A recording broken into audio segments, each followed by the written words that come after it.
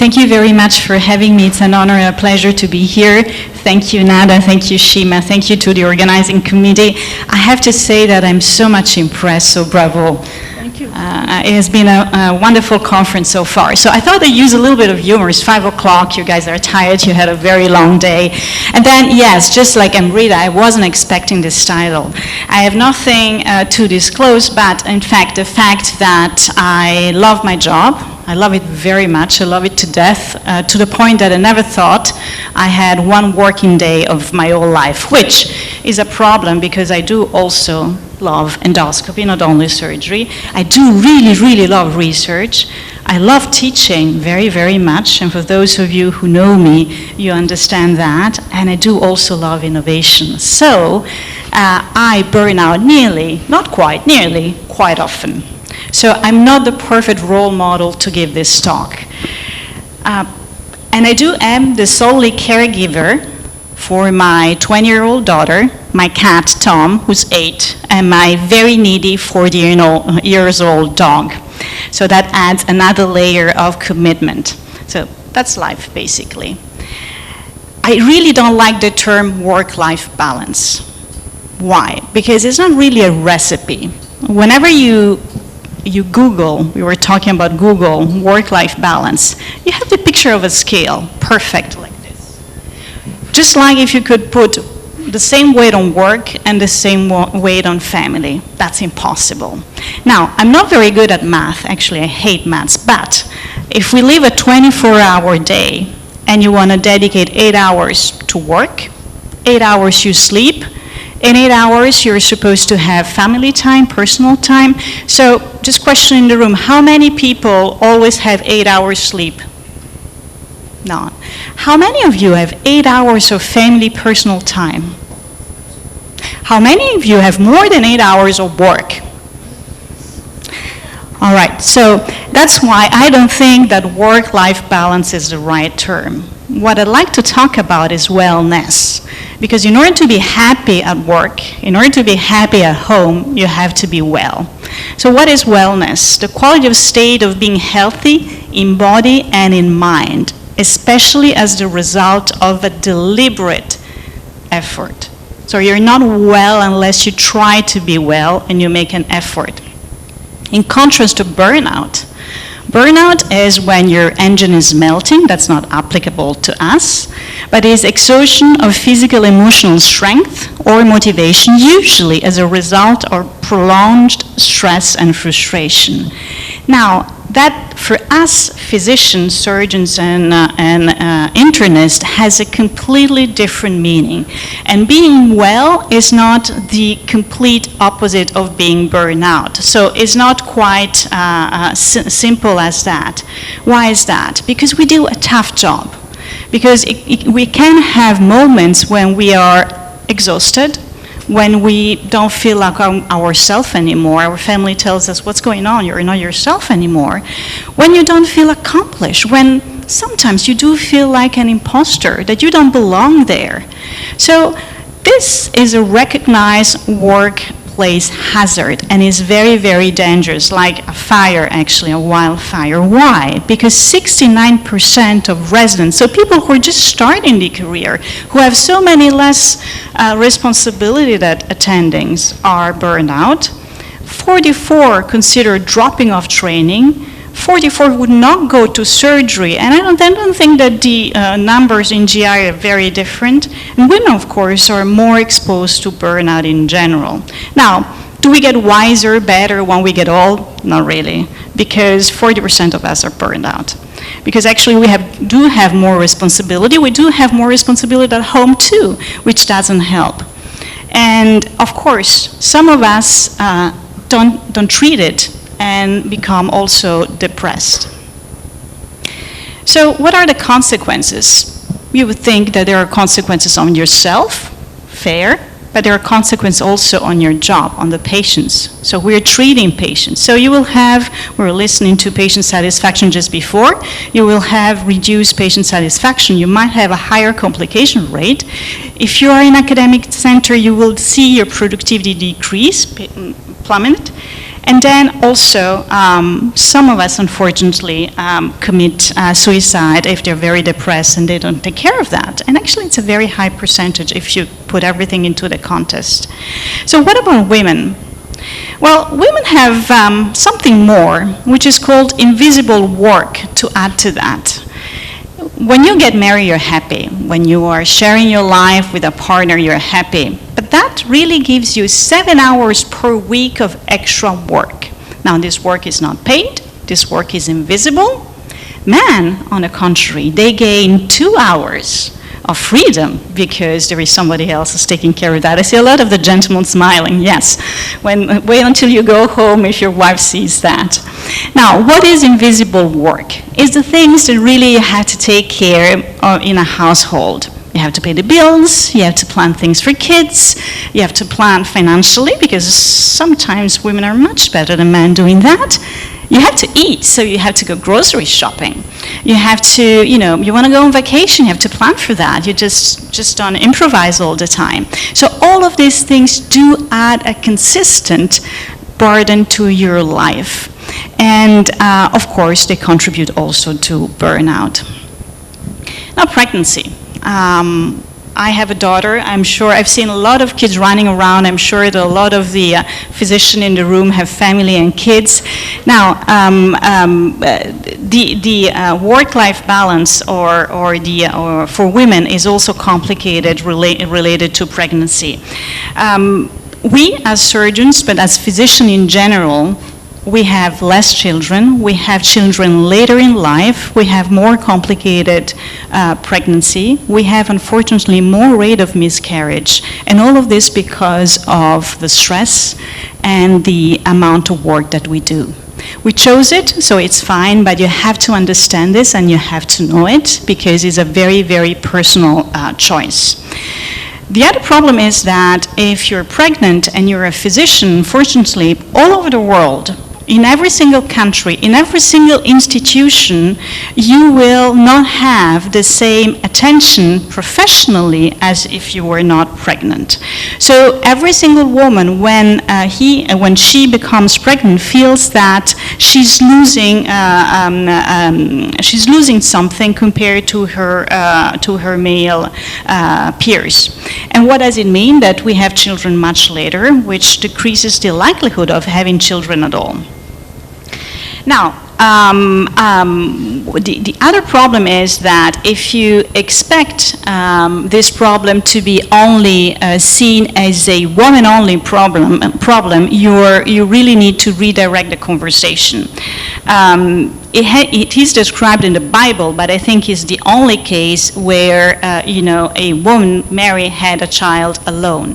So now, usually it becomes a problem of a couple. So we have to stop focusing only on the mother. We have to focus only on the father.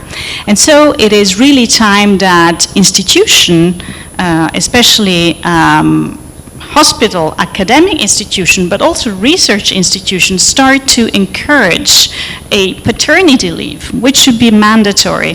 One of my former resident now is pushing in Italy to make it mandatory for dads to take a leave and take care of kids. And of course, you should encourage also a childcare facility at your working institution, which is something that would highly simplify the work. But unfortunately, most of the time, the hospital is not taking care of those things. And you have to try to do it yourself. So I'm going to give you just 10 advice. This is not a recipe for success. This is just something, just as Amrita was saying before, these are my personal opinion, what helped me. So know yourself and your goals. You have to understand, what do you want? What drives you? What are your priorities? What makes you happy? What makes you sad? What makes you angry? What you want to do in life? What you want to specialize in? What is your value in your own institution? Do you want to be a clinician scientist, an educator?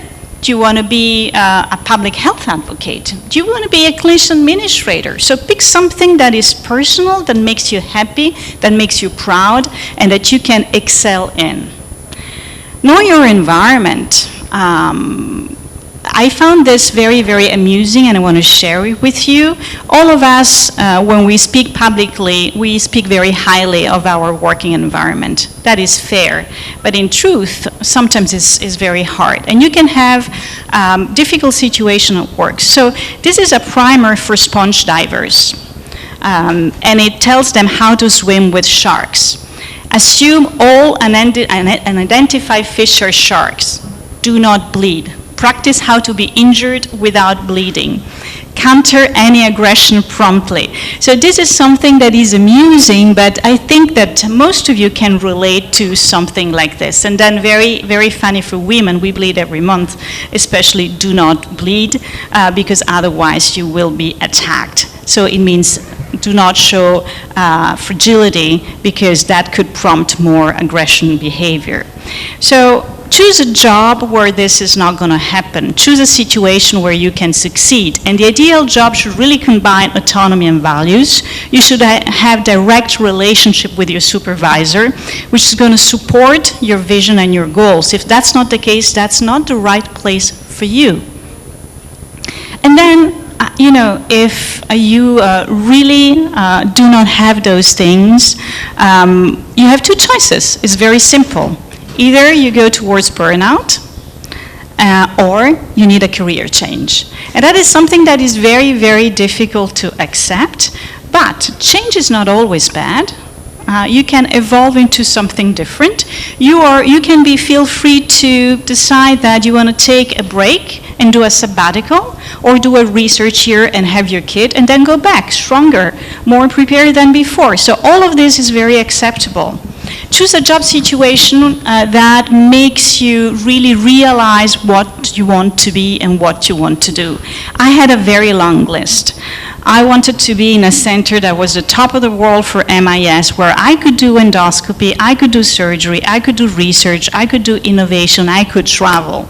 It took me a while to find it, but I did found it. I found a mentor, Bernard Almagne, who told me to operate beautifully. I could travel to the IRCAD all around the world. I could teach, and I have a fantastic team of very young future leaders that help me achieve all my goals on a daily basis. And then prioritize, get organized, and reprioritize daily. What works for 1 week is not going to work for next week. It's very difficult to juggle between clinical practice, self-care, academic and research, your social life. You have to have time for your friends and family. Normalize saying no. It's okay to say no. It's okay to say no for a last-minute talk. It's okay to say no to a last-minute deadline, and that is not. You have to say no without apologizing. When you negotiate your job, negotiate not only money, negotiate also time, because time is very valuable. And then give yourself some grace. You cannot be perfect every time. And this is something women do really, really have a problem with. We are perfectionists. We have DNA OCD. Everything needs to be perfect. Perfect at home, perfect at work. We take 3 times the time that our male counterparts do. Not because we are slow, but we want it to be perfect, every little details. You don't have to be the workaholic, the superhero, the perfectionist, or the Lone Ranger every time. If you do have a problem, ask for help. If you do have a complication, ask for help. It's not the end of the world. And then really create a network of mentors and sponsors. This can be, of course, men, but this can be also women. You have to have friends in this environment. You have to be friends with your co-workers, because that's going to become a very important part of your life. You need people who will tell you what to do, where to go, that will give you advice on how to improve your position, how to have more high profiles job, how to become a leader. And this is something that you have to start doing right now if you don't have it already. And then please do develop your life outside of work. This can mean family, but you have to have something that gives you joy. What gives you joy? It's very personal, it's different for everyone. For me, cooking, painting, going to a museum, traveling. I make wine, I harvest honey, not very successful every time. I do free water, open water swims. I do love to take times to spend time with my daughter. So really do that and make sure that you schedule every week some me time, some you time, because that is the only thing you can actually control. And then, do it also because if you're killing yourself for a job that will replace you within a week, if you drop dead, you might as well have fun in your life. And then take care of yourself, take care of your body, exercise, sleep, eat well, and repeat, because we're doing a job that is not designed for us. We're working in operating room using scopes, using devices that are designed for men. So we suffer from that. 80% of women in surgery and endoscopy have musculoskeletal pain that is chronic and will impair them in their quality of life, which means doing the things that you actually like. We have it before men, and we have more pain associated with it. And then last, surround yourself with love. This seems cheesy, but it's really not, especially if some of you knows or recognize this lady. This is Christine Lagarde. She's the president of the European Central Bank. She's fierce. She frightens all the men in the room and also those who are outside. But she says that the most important thing in life is surround yourself with love, which means family, partner, friends, and you have to ask yourself every single day, did I help any other woman today? Because as Madeleine Albright said, there is a special place in hell for women who do not help other women. Thank you very much.